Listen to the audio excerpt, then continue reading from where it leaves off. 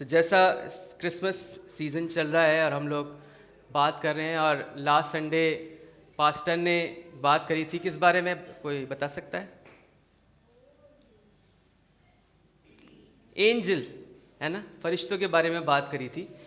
हम क्रिसमस के बारे में बात करते हैं, तो जब भी हम क्रिसमस के बारे में बात करते हैं तो पहली बात में आती है मेरी, है ना, मरियम सबसे पहले आता है। उसके बाद हम बात करते हैं शेपर्ड के बारे में, उसके बाद करते हैं वाइस मैन के बारे में, ना, मजूसी लोग भी आते हैं। लेकिन एक और भी है जो पीछे खामोशी के साथ खड़ा रहता है, और वो कौन है? वो कौन है? वो कौन है? जोर से बोल सकते हैं, वो कौन है? जोसेफ, यूसुफ पीछे खामोशी के साथ हमेशा खड़ा रहता है, और बाइबल कहती है उसने एक शब्द नहीं बोला। क्या नहीं करा उसने? एक भी शब्द नहीं बोला, खामोशी के साथ परमेश्वर की सेवा करी। लेकिन बाइबल ये भी कहती है कि बिना शब्द बोले उसकी लाइफ में जो धार्मिकता थी और जो विश्वास योग्यता थी और जो एक आज्ञाकारिता थी, उसने बहुत बड़े काम किए। तो आज हम जोसेफ के बारे में बताना चाहता हूं, जो कि इसका टाइटल इस तरह से रखा है मैंने, the silent but obedient servant of God. परमेश्वर का शांत लेकिन आज्ञाकारी सेवक, जिसने कुछ बात नहीं करी। और अगर हम उसको देखें तो मत्ती 1:18, उसकी 25, और दूसरी बात है मैथ्यू 2:13 से 23 तक। मत्ती 18:25 और मत्ती 2:13 से 23, ये 2 अध्याय हैं जिसमें यूसुफ के बारे में बोला गया है, और इसके बाद यूसुफ का जिक्र कहीं हम नहीं देखते। एक ऑर्डिनरी कारपेंटर जो बड़ा ही था, जिसकी लाइफ एक कारपेंटर की उसमें चल रही थी, लेकिन सडन एक एक्स्ट्रा ऑर्डिनरी उसके पास काम आ गया। वो क्या था? कि उसको किसकी रक्षा करनी है, किसकी देखभाल करनी है? हमारे प्रभु यीशु मसीह की। हालेलुया। एक ऐसा इंसान जो अपनी लाइफ ऑर्डिनरी जी रहा था, ऑर्डिनरी कामों को कर रहा था, लेकिन ऑर्डिनरी अब वो नहीं रहा, क्योंकि उसको परमेश्वर ने एक्स्ट्रा ऑर्डिनरी काम दिया है। कुछ पॉइंट्स हैं, कुछ बातें हैं जो मैं आप लोगों के सामने रखना चाहता हूँ। वो पहली बात इस तरह से है कि Joseph accepted God's plan over his own desires। मतलब यूसुफ ने अपनी इच्छाओं से ऊपर परमेश्वर की योजनाओं को स्वीकार किया। क्या किया? क्या किया? स्वीकार किया। सो मैं आप लोगों से एक सवाल ये करना चाहता हूं, क्या यहां बैठे हुए जितने लोग हैं इच्छाएं रखते हैं, डिजायर्स रखते हैं? हर एक के मन में होगा। अगर माइक लेके आपके पास पहुंच जाऊं, पूछूं आपकी इच्छा क्या है, तो छोटे से लेके बड़े तक हर एक के पास अपनी इच्छाएं होंगी। बच्चों के पास हो सकती है कि वो कोई वीडियो गेम चाहते हो, टीनेजर्स के पास होती है तो वो क्या चाहेंगे? iPhone 17 Pro मिल जाए, ये इच्छा हो सकती है, या एक्स्ट्रा ऑर्डिनरी कुछ और मिल जाए। जवान लोग होंगे जो जॉब्स कर रहे हैं, उनके पास इच्छा होंगी कि यार इतना काम हो, पैसा मिल रहा है, लेकिन बॉस ने परेशान कर रखा है, शांति मिल जाए। ये भी इच्छा हो सकती है ना, एक शांति की भी इच्छा होती है। बूढ़े लोग होंगे जो थोड़ा और जो बुजुर्गी में हैं, उनकी इच्छा और कुछ हो सकती है कि आराम मिल जाए। बहुत सी इच्छाएं हैं ना। इसी तरह से यूसुफ के पास भी अपनी एक इच्छा थी, और वो थी कि एक सिंपल लाइफ। क्योंकि वो क्या था? कारपेंटर था। वो बड़ा आदमी नहीं था। पहले के टाइम पे कारपेंटर क्या हुआ करते थे? कोई बहुत बड़े आदमी नहीं थे। क्योंकि जब बाइबल को हम आगे पढ़ते हैं तो यूसुफ जब यीशु को लेके मंदिर जाता है और वहाँ पर भेंट चढ़ाता, तो जानते हैं उसने क्या दिया था? वो कबूतर लेके गया। क्या लेके गया था? कबूतर का मतलब है जब हम कोई भेंट लेके जाते हैं तो जो बड़े बड़े लोग थे वो क्या लेके जाते थे? भेड़ बकरी, जो बड़ा जो बात होता था, क्योंकि उनके पास बहुत पैसा। लेकिन जो मिडिल क्लास लोग होते थे, जो इतने नहीं रिच होते थे, वो इस तरह से पक्षियों को लेके जाते थे। यूसुफ ने वो किया था। तो कारपेंटर मतलब जो पहले वो था, वो इतना बड़ा नहीं था, लेकिन इसलिए उसने एक सिंपल लाइफ को जीने की इच्छा रखी थी, कि वो जीना चाहता था। लेकिन एक दिन क्या हुआ कि वो सो रहा था। उससे पहले उसे पता चला कि उसकी वाइफ क्या है। पर मैंने सही बोला? नहीं बोला मैंने सही। उसकी मंगेतर क्या है? प्रेग्नेंट है। ये एक बहुत बड़ा धक्का था, ये बहुत बड़ा अफसोस था, और ये बहुत बड़ा दुख था। क्योंकि अगर हम अपनी लाइफ को यहाँ रख कर देख लें कि मेरी शादी होने वाली है, और मुझे पता चले मेरी मंगेतर जिसके साथ मेरी शादी तय हो गई है, वो क्या है? ये एक बहुत बड़ा बात है ना, छोटी बात थोड़ी है, छोटी बात नहीं है, बहुत बड़ी बात है कि प्रेग्नेंट हो गई। और उसके बाद उसे ये बात पता चल रही है, लेकिन बाइबल बताती है कि उसने क्या करा? बदला लिया। उसने कहा मैं छोड़ूंगा नहीं। उसने ऐसा क्यों कर दिया? ये मेरे साथ नहीं हो सकता, मैं तो बहुत अच्छा हूं, मैं धर्मी हूं, मैं तो परमेश्वर के साथ रहता हूं, मैं तो उसके रास्तों पे चलता हूं। ऐसा कुछ था? मैं कुछ गलत कह रहा हूं ना? शायद गलत कह रहा हूं। बाइबल बताती है ऐसा कुछ नहीं है। परमेश्वर ने उसको कुछ और काम के लिए रखा था, और उसने ऐसा नहीं किया। जब हम अपनी इच्छाओं को परमेश्वर के इच्छाओं से ऊपर नहीं रखते, तो परमेश्वर हमको चुनता है, समझ देता है, बुद्धि देता है, और क्या करता है? वो हमें इस्तेमाल करता है। वहाँ उसने विश्वास दिखाया कि मेरी इच्छाएं और मेरा सब कुछ परमेश्वर की इच्छा से ऊपर नहीं है। और उसने अपनी इच्छाओं को छोड़कर किसकी इच्छा को पकड़ा? परमेश्वर की इच्छा को पकड़ा, परमेश्वर की इच्छा को चुना।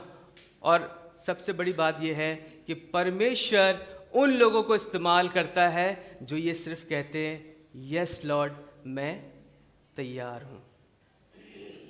किसको इस्तेमाल करता है परमेश्वर? जो ये कहते हैं परमेश्वर मैं तैयार हूं। वो ये इसलिए इस्तेमाल नहीं करता। अगर हम एक और शख्स के बारे में बात करें, तो वो है, बाइबल में हम देखते हैं योना के बारे में। जब योना को परमेश्वर ने इस्तेमाल करने के लिए कोशिश करी, तो योना को कहा तुम्हें जाना है। उसने क्या करा? भाग गया। वो भाग गया। लेकिन जब हम यूसुफ के बारे में देखते हैं, तो यूसुफ ने क्या कहा? यस लॉर्ड, मैं तैयार हूं। Hallelujah, hallelujah. लूका 9:23 एक वचन है, जल्दी से आप निकालिए। लूका 9:23।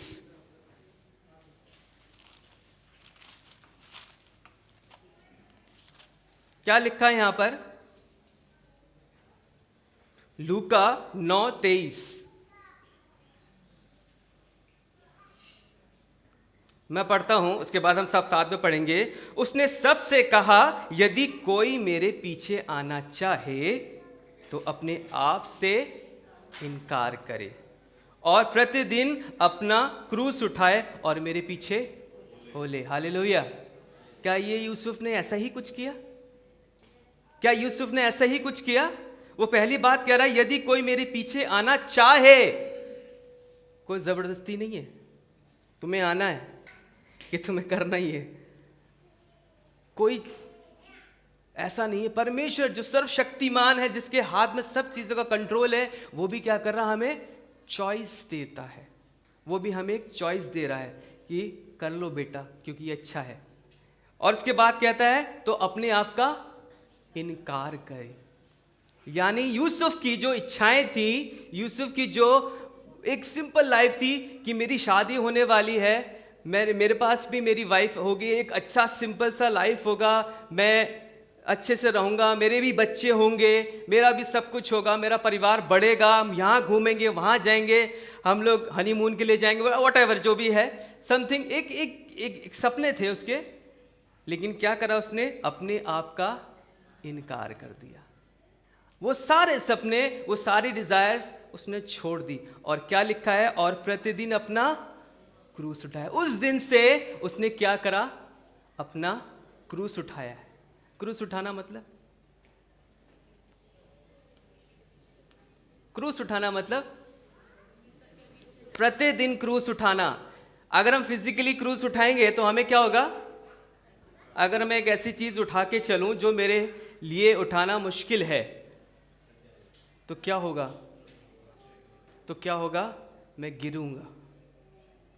एक मैंने स्टोरी पहले भी बताई थी कि एक इंसान क्रूस लेके चल रहा होता है और उसको बड़ी हैवी लगती है वो, और वो जो धीरे धीरे चलता है तो एक जगह पे आके वो थक जाता है और उस क्रूस को उसको उठा नहीं जाता। उसने कहा, परमेश्वर बहुत भारी हो रही है ये, थोड़ी हेल्प कर दो मेरी। तो कह रहे क्या करूं? हो सके थोड़ा काट दो उसे। तो वो कहता है ठीक है मैं काट देता हूँ। उसने काट दी, चलने लगा, चलते चलते चलते चलते फिर आगे जाके कहने लगा कि अभी भी मुझसे उठाई नहीं जा रही है, थोड़ा हो सके हेल्प करो मेरी। उसने और काट दी। फिर थोड़ी देर जाके फिर आगे बढ़ा, थोड़ी देर बाद उसने कहा कि ये भी हैवी, वो भी काट दी। अब उसने कहा बहुत मज़े से, हाँ अब तो मैं बड़े मजे आराम से चल रहा हूँ, चलो चलो भाई हाँ चलो। सबके साथ चल के पहुँचे। जब आगे देखा तो एक बहुत बड़ा गैप था, यहाँ से और वहाँ तक जाने के लिए बहुत बड़ा गैप था। और वो क्रॉस यानी वो जो वो बोझ लेके चल रहा था उसी पे रख कर उसे आगे जाना था। लेकिन जब उसने रखी तो वो तो इतनी से तो इतनी हो चुकी थी अब वो इतनी हो गई है, तब वो रखे तो वो क्रॉस कैसे करे? अपना क्रूस हम नहीं उठाते, हमें वो बोझ लग जाता है ना? हमें वो बोझ लगता है। यूसुफ के लिए भी वो बोझ हो सकता था, यूसुफ के लिए भी वो बोझ हो सकता था, क्योंकि उसकी अपनी भी खुशियां थी। बोल सकता है प्रभु मेरी भी तो अपनी खुशी है, मेरी भी तो इच्छाएं हैं। लेकिन सडन अचानक से एक ऐसा काम उसको मिल गया जो उसकी समझ से भी नहीं है। अगर हम उसको देखें, बाइबल कहती है कि उसके पास स्वर्गदूत आता और क्या बोलता है कि अपनी पत्नी को घर लाने से मत डर, क्योंकि वो पवित्र आत्मा से गर्भवती है। ऐसा बोला ना? ठीक बोला मैंने? अब ये बताइए, एक ऐसा इंसान जिसको इस दुनिया में है, सडन आके कोई बोले पवित्र आत्मा से गर्भवती है, क्या समझ आएगा उसे? ये कौन सा है? लेकिन यहीं पर ही उसकी एक बहुत बड़ी आज्ञाकारिता ये है कि उसने कुछ नहीं समझा, कुछ भी समझ नहीं आ रहा था उसे कि ये पवित्र आत्मा से गर्भवती होना क्या है। अभी तो मेरी शादी नहीं है, मैं घर कैसे लाऊं? मेरे बारे में लोग क्या बात करेंगे? मेरे बारे में ये जो दुनिया सुनेगी तो क्या बात करें? उसे कुछ समझ नहीं आ रहा था। लेकिन उसने क्या करा? यस लॉर्ड मैं तैयार हूं। हालेलुया। यस लॉर्ड मैं तैयार हूं। परमेश्वर के लिए हमें तैयार रहना है।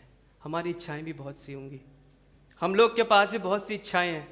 हम लोग भी चाहते हैं कि हम ऐसा करें, हम लोग भी चाहते हैं वैसा करें, हम लोग भी चाहते हैं कि मेरी लाइफ में इतनी खुशियां हो, मेरी लाइफ में ये सब हो।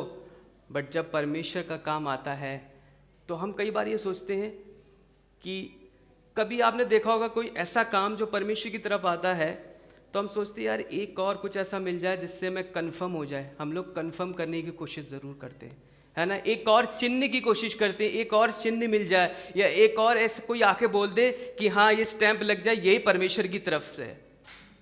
तो हम क्या करते हैं? हाँ अब ये कंफर्म हो गया परमेश्वर की तरफ से, अब मैं इसको करूँगा। लेकिन यूसुफ ने ऐसा नहीं कहा। एक और सपने की वेट नहीं करी, एक और फरिश्ते की वेट नहीं करी, एक और आवाज़ की वेट नहीं करी, बट क्या कहा?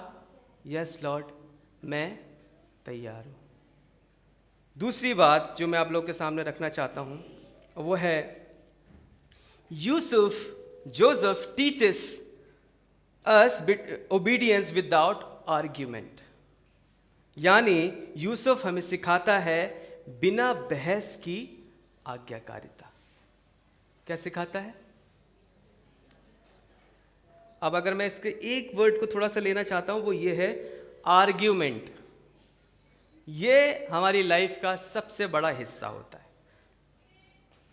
अगर छोटी सी बात हम कर रहे हैं एक दूसरे से, चाहे वो किसी के साथ हो, बॉस के साथ हो, फैमिली में हो, हस्बैंड वाइफ के साथ हो, बच्चों के साथ हो, आज देखा गया है कि मैं अपनी लाइफ में भी देखता हूँ, हम छोटे छोटे बच्चे हैं, बड़े हो रहे हैं, आज आर्ग्यूमेंट करने में बहुत तेज़ है ना। अगर हमारे फैमिली में हम अपने बच्चों के साथ कुछ बात कर लें तो क्या करेंगे, एकदम से कोई बात कही तो एकदम से क्या होगा, काउंटर अटैक आता है, कोई उधर से उल्टी बात आ जाती है। ऐसा थोड़ी होता है मम्मी, ऐसा थोड़ी होता है बेटा, वहाँ नहीं, ऐसा थोड़ी होता है, वहाँ पर तो सभी जाते हैं, वहाँ ऐसा नहीं करते, ऐसा थोड़ी होता है। क्या करते हैं, एकदम से क्या करते हैं, एक और क्वेश्चन लेकर आ जाते हैं। आर्ग्यूमेंट हमारी लाइफ में बहुत बड़ा हिस्सा बन गया है। इवन हम लोग वचन में भी बहस करते हैं। वचन में लिखा है कि यहाँ पर इस तरह से परमेश्वर बताया, ऐसा थोड़ी है, ये तो सुनने में ये ऐसा थोड़ी होता है, वहीं मनोमन में ये बातें चल रही हैं, ये जो कह रहे हैं ऐसा थोड़ी होता है। ये हम लोग क्या करते हैं, आर्ग्यूमेंट करते हैं। बाइबल कह रही है मैथ्यू में 1:24 में, एक बार पढ़ेंगे इसको, क्या लिखा है वहाँ पर, Joseph did what the angel of the Lord commanded him. मतलब जोसेफ ने क्या किया, जो स्वर्गदूत ने उसे कहा। जब हम उसको देखें, उसको पता चल गया था कि उसकी वाइफ प्रेग्नेंट है, उससे पता चल गया था कि ऐसा कुछ होगा। और हमने लास्ट टाइम भी पास्टर ने बताया था कि यहूदियों के समय में ये उस समय था, एक कानून था कि अगर शादी से पहले एक औरत, एक स्त्री अगर वो प्रेग्नेंट होती है तो जो हस्बैंड है उसके पास पूरी अथॉरिटी होती है कि वो जाके जो वहाँ के लोग होते हैं, जो न्यायालय होता है, जो उनके सामने बात करे और कहे कि ऐसा है, तो उसको क्या होगा, मार दिया जाएगा, पत्थर के। ये बहुत बड़ी सजा थी। लेकिन यहाँ पर क्या कर रहा है यूसुफ, क्या कर रहा है, ऐसा नहीं कर रहा। और कोई आर्ग्यू नहीं कर रहा, किसके साथ, ना फरिश्ते के साथ और ना अपनी पत्नी के साथ। और उसने क्या करा, उसको लेकर आया। तो इसका मतलब ये है कि क्या मुझे चुपचाप सारे काम को कर लेना चाहिए, क्या जो परमेश्वर कह रहा है वो कर लेना चाहिए, या मुझे नहीं समझना चाहिए, या मुझे ये समझ नहीं आ रहा तो मुझे पूछना चाहिए। परमेश्वर जब हमें कहने की कोशिश करता है तो वो उसका हर एक चीज़ परफेक्ट होता है, उसके कंट्रोल में होता है। जब हमें चीज़ समझ नहीं आती, जब हमें चीज़ बिल्कुल भी क्लियर नहीं होती, वहाँ पर क्या होता है, क्या दिखता है, विश्वास दिखता है। क्या दिखता है, जब मुझे समझ ही नहीं है कि आगे क्या है, परमेश्वर ने कहा जा, जब अब्राहम से बोला कि तू उस जगह पे चला जा, लेकिन अब्राहम ने ये पूछा कि कौन सी जगह पे। क्या कोई आपको पता है वो इंस्टेंट जब अब्राहम से कहा तू वहाँ जाके रहना, लेकिन अब्राहम ने पूछा कहाँ जाके रहना, अब मैं करूँगा क्या वहाँ, मैं खाऊंगा कैसे। लेकिन परमेश्वर ने कहा और वो चल दिया। ये होता है ओबीडियंस, आज्ञाकारिता, जब हम परमेश्वर की इच्छा को मानते हैं। और यूसुफ ने ओबे तब किया जब उसे समझ नहीं आ रहा था। मैं आपको फिर से बता रहा हूँ कि यूसुफ की लाइफ में जब ये चीज़ आई तो सिंपल लाइफ में, अगर मैं अपनी लाइफ को देखूँ या हम सब अपनी लाइफ को देखें, तो अगर ये बोलें कि पवित्र आत्मा से गर्भवती होना है और आपको उसको अपनी फैमिली में लेके आना है, तो अगर मैं आज के इसमें देखूँ, आप सिंपल से के साथ बोल रहा हूँ, एक आज के इसमें देखें तो क्या हम ये कर सकते हैं? कितने लोग कर सकते हैं, है ना? कोई हाथ नहीं उठा सकता, किसी में इतना करेज नहीं है। तो अगर हम 2 अध्याय में जिसकी लाइफ खत्म हो गई उसकी लाइफ के बारे में पढ़ रहे हैं, तो क्या शिक्षा मिल रही है कि परमेश्वर की आज्ञाकारिता में यूसुफ कितना था। उसने ये भी नहीं समझा कि मैं क्या, कैसे, किसके लोगों के साथ कैसे सवाल जवाब करूंगा, कैसे जवाब दूंगा। उसने ये भी नहीं समझा ये पवित्र आत्मा से गर्भवती होता क्या है, उसे समझ ही नहीं आया। उसको ये भी नहीं पता कि उसको वाइफ को आगे मैं कैसे रखूंगा, कहाँ रखूंगा, क्या करना है। लेकिन जस्ट एक कि परमेश्वर ने उसको बोला और उसने उस आज्ञा को माना। तीसरी बात, मैं बहुत जल्दी जा रहा हूँ क्योंकि मुझे बहुत इंस्ट्रक्शन मिले हुए थे कि हमें बहुत जल्दी बोलना है कि बच्चों का प्रोग्राम है। तो तीसरी बात यह है कि यूसुफ रिश्तों में पवित्रता और धार्मिकता दिखाता है। यानी अगर इंग्लिश में इसका मैं पढ़ूँ तो Joseph shows purity and righteousness in relationship. क्या है, फिर से एक बार पढ़ेंगे। अगर ऊपर लिखा आ रहा है हमारे पीछे, क्या लिखा है, और हिंदी में क्या लिखा है,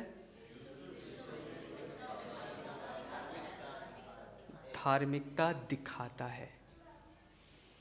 अगर हम इसमें एक वर्ड को देखें तो वो मैं उस पर जाना चाहूँगा, रिलेशनशिप।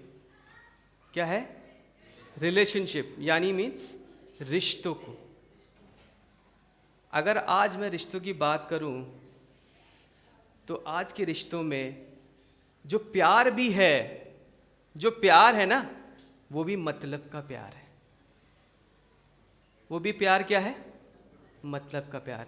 वो मुझे प्यार करता है इसलिए मैं प्यार करता हूँ, वो मेरे ये है इसलिए मैं ऐसा करता हूँ, ये ऐसा है, मेरा बच्चा है इसलिए मैं प्यार करता हूँ। लेकिन दूसरे बच्चे में वो प्यार नहीं दिखता। अगर मेरा बच्चा गिरता है तो अरे बेटा कैसे लग गई, मैं टेंशन, ये परेशान, वो परेशान, उधर भाग इधर भाग। दूसरा गिर जाए, अरे कोई बात नहीं, होता रहता है। ऐसे ही होता है या गलत कह रहा हूँ कुछ? तो वो प्यार कैसा प्यार है? ये कैसा प्यार है जो मेरे बच्चे में तो मुझे आता है लेकिन दूसरे बच्चे में नजर नहीं आता? इसका मतलब ये प्यार क्या है, स्वार्थी प्यार है। वो प्यार क्या है, स्वार्थी है। स्वार्थ है उसमें, क्योंकि इधर से प्यार है इसलिए इधर से प्यार है, उधर से प्यार नहीं है तो इधर से प्यार भी नहीं है। इधर से गाली है तो इधर से भी होगी, आप कुछ भी कर लो। क्योंकि हमारा क्या है, स्वार्थ में जीना चाहते हैं, स्वार्थी बने हुए हैं। और सबसे बड़ी जो बात है कि एक और रिलेशनशिप में क्या होता है कि अगर हमें किसी परिवार के बारे में कुछ पता चल जाए कि अरे उसने तो ऐसा, वो तो ऐसा हो गया वहाँ पर, वो तो लड़की ऐसा हो गई, वो लड़का ने तो ऐसा करा हुआ है, क्या हमारे पेट में वो बातें रहती हैं?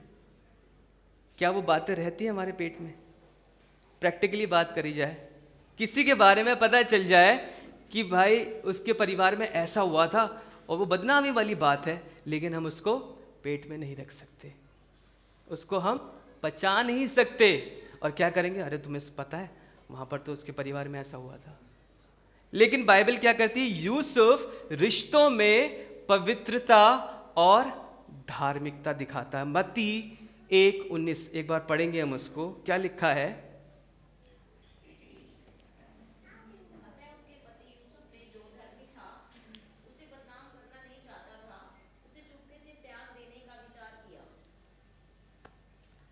क्या नहीं करना चाहता था, बदनाम नहीं करना चाहता। यहां तो अगर मुझे किसी के बारे में पता चलता है तो मैं जाके कान में, अरे पता है तुम्हें उसके परिवार में ऐसा ऐसा कुछ हुआ था, ये हुआ था, मेरे तो बारे में था ही नहीं। यहां यूसुफ के बारे में हो रहा है, यूसुफ के साथ हो रहा है, यूसुफ के पास पूरी अथॉरिटी है कि वो ऐसा कर सकता है, क्योंकि इसकी लाइफ में जो चाहा था वो नहीं हो रहा, लेकिन वो क्या कर रहा है, चुपके से उसको त्याग देना चाहता। क्यों, लिखा क्या है आगे, क्योंकि वो उसको क्या नहीं करना चाहता था, बदनाम नहीं करना चाहता था।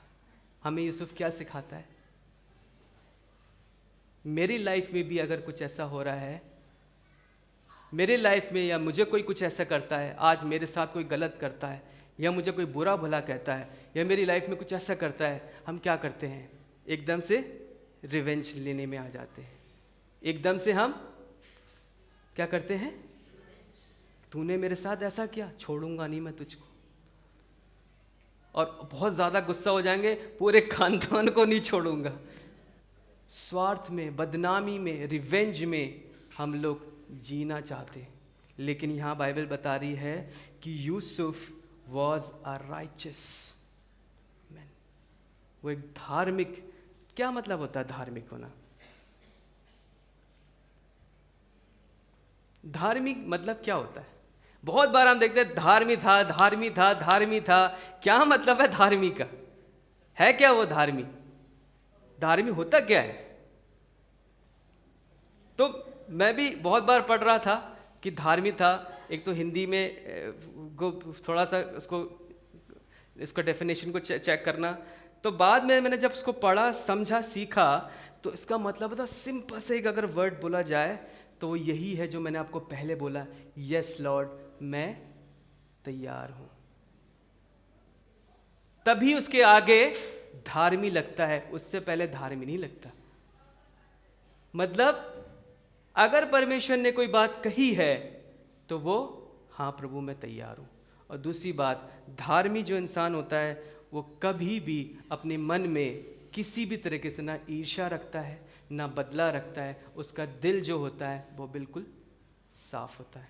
क्या मैं और आप इस तरह से अपने आप को रख पाते हैं? क्या मैं और आप इस तरह से जिंदगी को जी पाते हैं?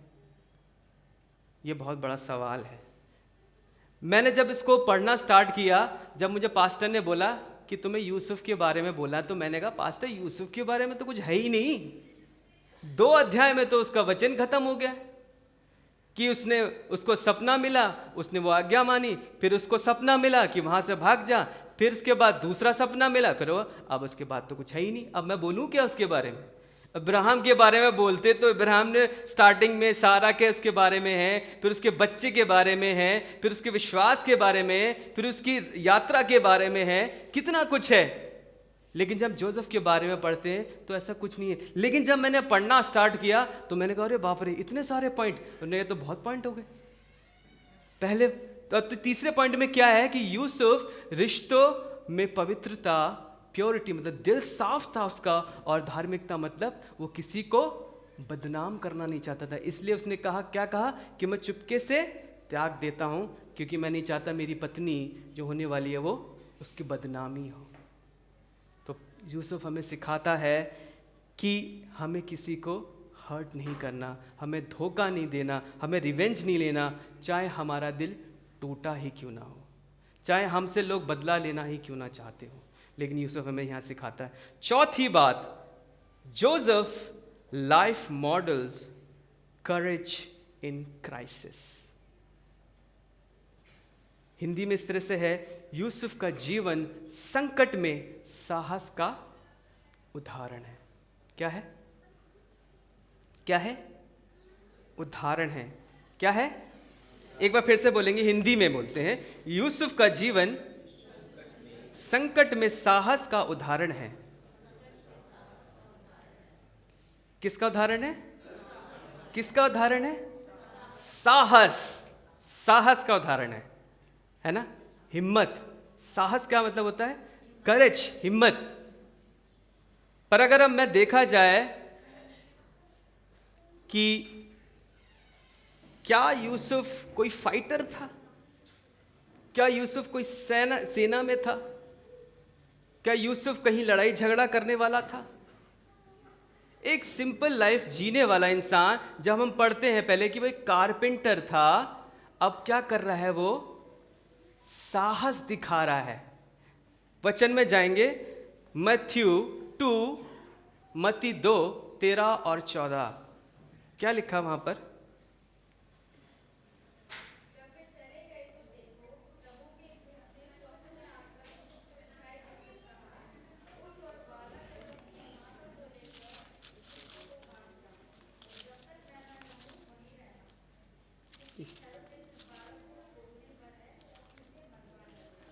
यस, हाँ ठीक है, थैंक यू। तो रात में ही, अगर उसको हम आगे पढ़ते हैं तो रात में ही यूसुफ उठा और चला गया। अब आप इमेजिन करिए, मैं एक आया नगर में रहता हूँ, आप लोग अपने अपनी सोसाइटी में रहते हैं। एक ऐसा डॉन जो वहाँ का रहने वाला है, वहाँ पर उसको पता चल जाए आपके बारे में कोई दुश्मनी हो गई है। आप एक सिंपल लाइफ जीने वाले हैं, आप कोई झगड़ा नहीं करते, लड़ाई नहीं करते, आपने आज तक किसी को कुछ नहीं कहा, क्योंकि बाइबल बताती वो धर्मी था। इसका मतलब वो एक अच्छा इंसान था।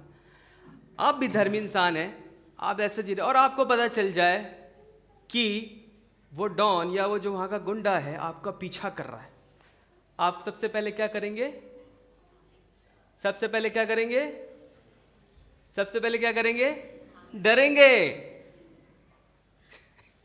सबसे पहले क्या करेंगे? क्यों? क्योंकि आपको पता है कि कौन आपके पीछे है। अरे वो वहाँ का लोकल गुंडा है जो गोलियां चला देता है। बाइबल बताती है कि उनके पीछे कौन था? कौन था? हेरोदेश राजा, जिसके पास पूरी पावर थी, एक के घर को देख सकता था, उसके पास इतनी सेना थी कि वो कहीं पर भी किसी के पास भेज सकता था।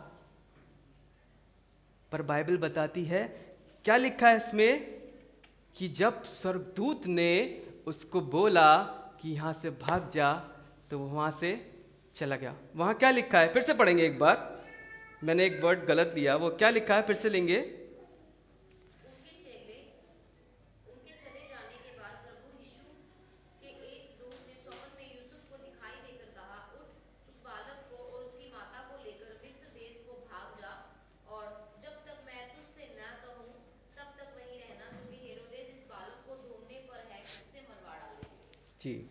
तब रात को ही उठकर बालक और उसकी माता को लेकर चल दिया। एक छोटा बच्चा अभी आया है इस दुनिया में, एक माता जो अभी उस बच्चे को उसने जन्म दिया है, जो फिजिकली तौर पे इतनी ताकतवर नहीं है। हम यहाँ पर जितनी माताएं, हमें पता है कि जिन्होंने बच्चे को पैदा किया है उनके पास इतनी ताकत नहीं होती, लेकिन अभी क्या हो रहा है कि उन दोनों को, एक तरफ उसका बच्चा है, एक तरफ उसकी पत्नी है, उन दोनों को लेकर भाग रहा है, वो जा रहा है। और वो क्या दिखाता है कि वो संकट में भी, संकट मतलब उसको इतनी प्रॉब्लम हो चुकी थी, लेकिन उसने ये नहीं कहा। इसलिए बाइबल कहती है कि उसने कुछ भी नहीं कहा। उसने ये नहीं कहा, प्रभु ये क्या है, तू सर्वशक्तिमान परमेश्वर है, तेरे पास सारी पावर है, तेरे पास सारा कुछ है, तो मुझे भागना क्यों पड़ रहा है? ऐसा बोला? मैं भाग क्यों रहा हूं? और उसको लेके भाग रहा हूं जो दुनिया को बचाएगा, जो दुनिया को बचाने वाला है, मैं उसको लेके भाग रहा हूं, उसको बचा रहा हूं जो खुद बचाएगा। क्या ऐसा सवाल कर सकता था? हो सकता हम में से ये सवाल हमारे मनों में आता। बाइबल बताती यीशु मसीह इस दुनिया में इसलिए आया कि उसने दुनिया को पापों से बचाया, छुड़ाया। लेकिन अब उसको बचाने के लिए यूसुफ भाग रहा है। ये कुछ ऐसे बात आ नहीं ना, कनेक्ट नहीं हो रही है। लेकिन वो यीशु मसीह की बात नहीं थी, वहां यीशु मसीह की बात नहीं थी, वहां बात किसकी थी? जोसेफ की थी। क्योंकि परमेश्वर जोसेफ को इस्तेमाल कर रहा था प्रभु यीशु मसीह के लिए। जोसेफ को इस्तेमाल कर रहा था प्रभु यीशु मसीह के लिए, क्योंकि परमेश्वर ने जो उसकी कॉलिंग थी, जो उसकी सेवा थी, वो उसके लिए रखा था। हमारे पास भी ऐसा है कुछ। हम लोग के पास भी बहुत सी कॉलिंग हो सकती है, हम लोग के पास भी बहुत सी सेवा हो सकती है। कई बार हम उस सेवा के लिए जब जाते हैं, तो हम जब परेशानियों में फंसते हैं, तकलीफ़ों में फंसते हैं, तो क्या करते हैं? डर के परमेश्वर से दूर होते हैं। कई बार हमने देखा लोगों की लाइफ में इतना परसिक्यूशन आ जाता है कि वो अपने आप को चेंज कर लेते हैं। डराया धमकाया तो उन्होंने चेंज कर लिया अपने आप को चेंज कर लिया। मेरी कॉलिंग क्या है? यहाँ कॉलिंग है जोसेफ की कि उसको क्या करना है? परमेश्वर प्रभु यीशु मसीह को सेव करना है। इसलिए नहीं कि उसके सेव होने से परमेश्वर उसको नहीं बचा सकता, ऐसा नहीं है कि परमेश्वर की सारी पावर खत्म हो चुकी है इसलिए उसने कहा जोसेफ भैया इसको भाग जा, लेके भाग जा जल्दी जल्दी। होता नहीं है, एक मूवी में देखा होगा, अरे गुंडे आ रहे हैं भाग जा लेकर, है ना? देखा होगा ना मूवीज में कि होता है कि बच्चे को लेकर, मूवीज में देखा होगा, एक वहां पर अचानक से कुछ लोग आ गए और बच्चे को लेकर समेट रहे हैं, अरे भागो भागो भागो पीछे से आ रहे हैं। ऐसा तो नहीं था, क्योंकि पावर नहीं है परमेश्वर के पास, सारी पावर खत्म हो चुकी है। ऐसा नहीं है, परमेश्वर सामर्थ्य खुदा है। परमेश्वर कुछ भी कहे, उसके शब्दों में ताकत है, क्योंकि उसके शब्दों में क्या है? ताकत है, लाइफ है। उसने बोला तो दुनिया बनी है।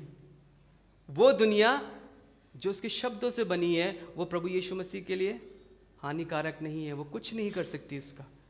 लेकिन यहाँ उसकी लाइफ के बारे में नहीं है, यहाँ जोसेफ की लाइफ के बारे में, कि जोसेफ को जब परमेश्वर ने जो असाइनमेंट दिया है, यानी जो उसका काम है, जो उसकी कॉलिंग है, जैसे हम लोगों की कॉलिंग है, हम लोग की सेवा है, हम उसमें कितने साहसी रहते हैं, कितने आज्ञाकारी रहते हैं। जब हम परेशानी में होते हैं, तकलीफ़ में होते हैं, क्या ऐसा कोई है जब हम खुश होते हैं तो हम निरंतर प्रभु के पास रहते हैं या प्रार्थना करते रहते हैं? ऐसा होता है? जब हम बहुत खुश होते हैं, खुश का मतलब अगर मैं एग्जाम्पल दूं, हमारे पास कंटिन्यू बहुत सा पैसा आ रहा है, ये सबसे बड़ी खुशी होती है अगर आप दुनिया में बोली जाए। क्या मैं सच कह रहा हूँ? अगर एक इंसान के पास बहुतायत से पैसा आता रहता है, बहुतायत के साथ सारी ज़रूरतें पूरी होती रहती है, बहुतायत के साथ वो हर जगह घूमता रहता है, बहुतायत के बाद हर चीज़ें उसके पास है, चाहे वो घर हर एक ज़रूरतें हो, तो वो परमेश्वर के पास कितना समय बिता पाएगा? लेकिन वहीं जब चीज़ें ज़रूरत पूरी नहीं हो रही है, जब मेरी परेशानियों में हूँ, मैं परेशान हूँ, मैं तकलीफ़ें में हूँ, जब मैं अपनी ज़रूरतों को देखता हूँ तो मैं वो पूरी नहीं हो रही है, तब मैं अपने परमेश्वर के पास कितनी संगति में रहूँगा? जब मैं एक सेवा में हूँ और मैं जब परेशान हूँ, तो वहाँ परमेश्वर कहता है कि कितने आज्ञाकारिता में हो तुम। और यहाँ पर हम वही देखते हैं कि जोसेफ भी जब उस सिचुएशन में होगा तो वो डरा होगा। डर सबको लगता है। एक कहावत है कि डर सबको लगता है ना, क्या है? डर सबको लगता है, गला सबका सूखता है, लेकिन डर के आगे नहीं। डर के आगे जीत नहीं है, डर के आगे प्रभु यीशु मसीह है। हालेलुया। कौन है? प्रभु यीशु मसीह है। हम लोगों के लिए, जो नहीं जानते उनको नहीं पता, वो जीत पे ही रहेंगे, वो जीतते ही रहे। पर प्रभु यीशु मसीह ने तो हमें पहले ही जिता दिया। इसीलिए तो प्रभु यीशु मसीह डर से पहले हमारे पास आता है। बस पुकारना है, प्रभु यीशु मसीह को पुकारना है और वो डर से पहले पहुंच जाएगा। डर का मतलब ये नहीं होता, साहस का मतलब कि मैं करेजियस हूं, मतलब मैं बहुत साहसी हूं तो मुझे डर नहीं लगेगा। ऐसा नहीं है प्रियो, ऐसा नहीं है। क्या मैं सही कह रहा हूं? अगर मैं गलत कह रहा हूं तो मुझे प्लीज टोकिएगा कि अगर मैं साहसी हूं तो इसका मतलब ये नहीं है कि एक ऐसे सिचुएशन में जहां मुझे दिख रहा है कि बहुत सी प्रॉब्लम हो सकती है, वहां डरूंगा नहीं। ऐसा कुछ है क्या? कोई है ऐसा? बाइबल बताती है प्रभु यीशु मसीह उस बाग में गए और प्रार्थना करने लगे, और क्या करने लगे कि ये कटोरा हो सके, क्योंकि मन व्याकुल था उनका। एक इंसानी तौर पे 100% उनका मन व्याकुल था। किसके लिए? उस चीज के लिए सोचते हुए कि ऐसा होने वाला है। दैट मीन्स डर जो है वो है, डर हमेशा रहता है। लेकिन फिर भी वचन कहता है, इसलिए क्या कहता है? भजन संहिता 91:7 में, जल्दी से देखेंगे हम, भजन संहिता 91:7 में क्या लिखा है?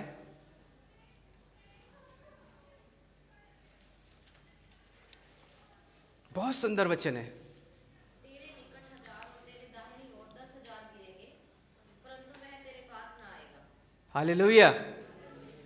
क्या लिखा है? तेरे निकट 1000 और चाहे 10,000 भी गिरे, मतलब कितनी भी प्रॉब्लम हो, कोई भी कुछ भी कितनों को मारता ले, लेकिन जो ऐसा करता हुआ आ रहा है, जो दुश्मन, जो शैतान, वो तेरे तक पहुंच नहीं पाएगा। तो क्या ऐसा है कि जोसेफ या यीशु और उसके परिवार तक राजा के लोग पहुंच पाए? क्या ऐसा है? एक राजा जिसके पास पूरी ताकत है, सेना है, उसके पास जितने भी लोग हैं, हर एक जगहों का वो मालिक है। किंग था ना वो? क्या था? किंग। उसके पास पूरी पावर है, लेकिन इतना पावर रखने के बाद भी वो यीशु मसीह के पास नहीं पहुंच पाए। क्योंकि वचन में क्या लिखा है? क्या लिखा है? तेरे निकट 1000 या 10,000 भी गिरेंगे, लेकिन वो तुझ तक पहुंच नहीं पाएंगे। हालेलुया। वो यीशु मसीह तक नहीं पहुंच पाए, क्योंकि परमेश्वर का वचन कहता है कि वो ऐसा कर ही नहीं सकते, कितनी पावरफुल हो, लेकिन परमेश्वर उनसे बड़ा सामर्थी है और सारी सामर्थ उसके पास रहती है। पांचवी बात और आखिरी बात वो ये है कि Joseph reveals faithful leadership in the family. Yusuf परिवार में विश्वास योग अगुवाई प्रकट करता है। क्या करता है? विश्वास योग। एक अच्छे लीडर की बात क्या होती है? अच्छी लीडर की बात मैं आपको बताना चाहता हूं कि जब हम लीडर बनते हैं या लीडर में होते हैं तो सिर्फ और सिर्फ ऑर्डर नहीं करते या बातें नहीं करते। क्यों? क्योंकि प्रभु यीशु मसीह जब इस दुनिया में आया तो वो एक लीडर था। क्या था वो? लोग क्या कहते थे उसको? प्रभु, स्वामी, है ना, तू बड़ा है। जब उन लोगों ने, यीशु ने पूछा उनसे कि तुम लोग क्या कहते हो, लोग क्या कहते हैं? कोई कहता है प्रभु, कोई स्वामी, कोई एलिया, कोई कुछ, लेकिन बड़ा। लेकिन जब बात आई लीडरशिप की तो प्रभु यीशु मसीह ने लोगों को बुलाया और क्या करा? पैरों को धोना स्टार्ट कर दिया। एक लीडर जो अपने आप को, लोग उसको स्वामी कहते हैं, जो प्रभु कहते हैं, जो खुद प्रभु यीशु मसीह का बेटा है, और बेटा नहीं, वो प्रभु खुद खुदा है, क्योंकि वो जब ऊपर गया उसके पास सारी अथॉरिटी है। वो क्या कर रहा है? एक वो इंसान जिसको उसने खुद बनाया है, क्योंकि वचन कहता है कि आओ हम मिलकर बनाए। प्रभु यीशु मसीह इस समय खुद था, उसने इस दुनिया को बनाया, इंसान को बनाया, तो वो उसी इंसान के क्या कर रहा है? पैरों को धो रहा है। क्या उससे बड़ा कोई और है लीडर? क्या उससे बड़ा और कोई लीडर है? हम लीडरशिप की बात करते हैं तो लीडर का मतलब ये है कि हमें खुद सेवा में आना है, सिर्फ बातें नहीं करनी, ये करो वो करो या ऐसा करना चाहिए। लीडर का मतलब है हमें स्टेप्स लेने हैं, और ऐसा ही क्या करा? यूसुफ ने भी किया। क्या किया? यूसुफ ने भी किया। क्या करा उसने? पहले, सबसे पहले अपनी पत्नी को क्या करा? उसने प्रोटेक्ट किया। कि जब ऐसे हालात हुए, जब उसे पता चला कि वो पवित्र आत्मा के द्वारा गर्भवती है, उसने इसको पत्नी स्वीकारा और अपने घर लेकर आया। ये पहली उसकी लीडरशिप थी। दूसरी, उसने यीशु मसीह को जब किंग उसके पीछे थे, मारना चाहते थे, तब उसने क्या करा?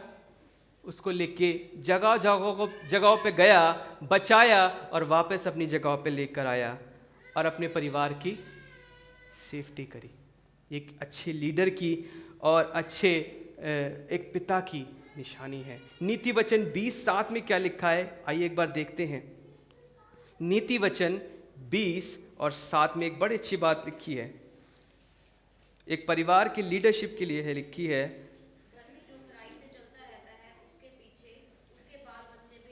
हालेलुया। क्या लिखा है? जो इंसान धर्मी जन खराई से चलता है, वो आशीष सिर्फ उस तक नहीं रहती। यानी अगर मैं चाहता हूं मेरे बच्चे धन्य हो जाए तो मुझे क्या करना पड़ेगा? मुझे क्या करना पड़ेगा? मुझे क्या करना पड़ेगा? खराई से चलना पड़ेगा। किससे चलना पड़ेगा? खराई से चलना पड़ेगा। जो धर्मी जन खराई से चलता है, लिखा है जो, हर कोई नहीं, जो धर्मी जन खराई से चलता है, उसके बाद उसके बालक धन्य है। हालेलुया। यानी मैं अपने बच्चों को धन्य अगर देखना चाहता हूं तो ये मेरे हाथ में है। ये किसके हाथ में है? मेरे हाथ में। ये मेरे हाथ में है कि अगर मेरा बच्चा धन्य होना चाहता है तो मैं खराई से चलूं, और अगर वो उसका बच्चा होना चाहता है तो वो खराई से चले, और अगर मैं धन्य होना चाहता हूं तो मेरे फादर खराई में चले, तभी हम धन्य हो सकते हैं। क्योंकि ये मैं नहीं कहता, ये परमेश्वर का वचन कहता है। तो अगर हम देखें, एक कारपेंटर, एक अदना सा कारपेंटर, कितना बहुत साधारण सा कारपेंटर, जिसने अपनी इच्छाओं को मारकर किसकी इच्छा को चुना? परमेश्वर की इच्छा को चुना। एक ऐसा कारपेंटर जिसने बिना बहस करे क्या करा? आज्ञा को माना। एक ऐसा कारपेंटर जिसने पवित्रता और धार्मिकता के साथ अपने परिवार को क्या करा? संभाला। एक ऐसा कारपेंटर जिसने साहस दिखाया जब उसे लगा उसके परिवार में मुसीबत है, तो वो डरा नहीं, निडर होके उसने परमेश्वर की आज्ञा को मानकर उसने वो साहस दिखाया। और एक ऐसा कारपेंटर जिसने अपने परिवार का नेतृत्व किया, अगुवाई करी और अपने परिवार को बढ़ाया। यूसुफ सिर्फ दो अध्याय में है, पहला और दूसरा। पहले और दूसरा अध्याय में, अब खत्म है। उसके बाद कोई जिक्र नहीं है, लेकिन वो छोटी सी उसकी लाइफ हमें बहुत कुछ सिखा के जाती है। पहली बात जो क्या सिखाती है, जो हमने उसके बारे में पढ़ी कि यूसुफ ने अपनी इच्छा से ऊपर परमेश्वर की योजना को स्वीकार किया। दूसरी बात, यूसुफ हमें सिखाता है कि बिना बहस करे परमेश्वर की आज्ञाकारिता को मानना है। और तीसरी बात क्या है, बताइए? तीसरी बात, यूसुफ रिश्तों में पवित्रता और धार्मिकता दिखाता है।